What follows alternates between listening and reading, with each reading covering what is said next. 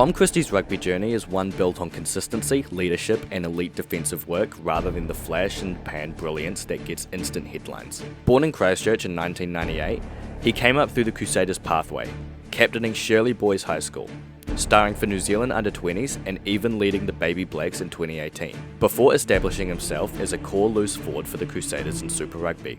Christie debuted for the Crusaders in 2020, and went on to make over 60 appearances for the franchise, contributing to 3 Super Rugby titles in 2022, 2023 and 2025. Despite the depth of talent around him, he became a trusted starter and even captained the side during their 37-26 victory over the Chiefs in 2024, showcasing how integral he had become to the Crusaders' forward pack. Christie's game was defined by commitment and efficiency, heavy defensive involvement, high tackle counts, and exceptional breakdown work that helped make the Crusaders' ruck speed one of the toughest in the competition.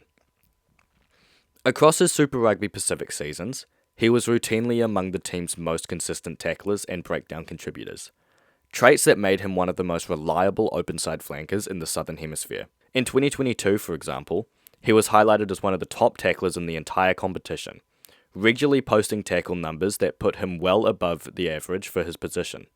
Despite the sustained performance and strong leadership at the provincial level, including captaining Canterbury to the 2025 Bunnings NPC title, Christie never secured a test cap for the All Blacks. With fierce competition in the loose forwards and selectors favouring players with different attacking profiles, his omission from national squads remained a talking point among fans and pundits. At 27, he had everything many expected would make him at least a fringe All Black. But international honours continued to elude him throughout his Super Rugby career. In August 2025, Christie made a significant career decision by signing a 2-year deal with the Newcastle Falcons, newly rebranded to the Newcastle Red Bulls. The move marked his professional contract outside New Zealand and immediately positioned him as one of the club's most important signings, with directors calling it a real statement of intent. Christie brought him with not just a winning mentality, but credibility and experience from one of rugby's most successful franchises.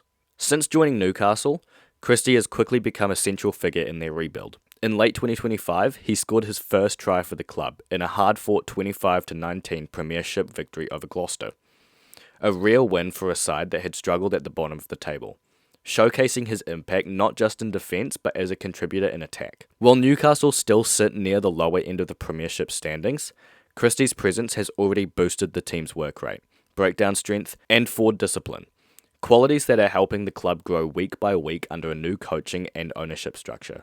Back home in Christchurch, the Crusaders have felt the effects of his departure. Since Christie left, the loose forward rotation has seen younger players and new combinations testing themselves under pressure.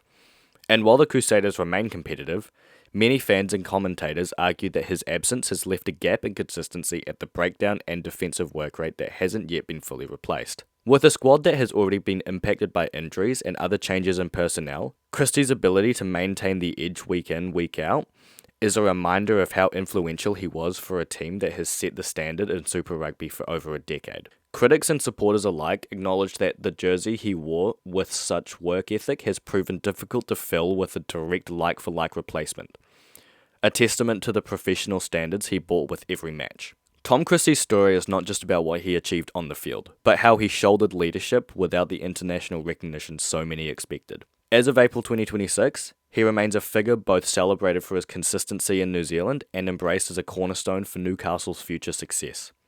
His impact, from Crusaders captain to Premiership mainstay, captures a journey of resilience, adaptability, and rugby intelligence that transcends any single selection decision.